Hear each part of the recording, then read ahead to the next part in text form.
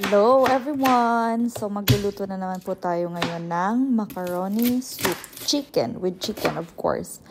So, mahilig po talaga akong magluto. Tsaka gusto ko pong ipatikim sa asawa ko yung lahat ng mga Filipino food na meron tayo. Kasi dito sa Norway, sobrang simple lang ng mga pagkain nila guys. Walang maraming mga rekado. So, kaya nasasarapan sila sa pagkain ng Filipino or Asian kasi iba ang lasa.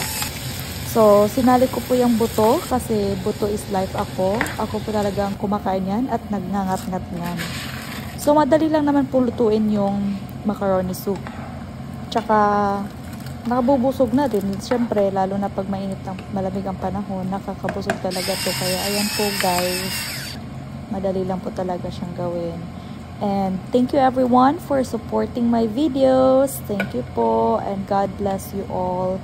May the Lord continue to bless you and keep you and your family safe and protected always.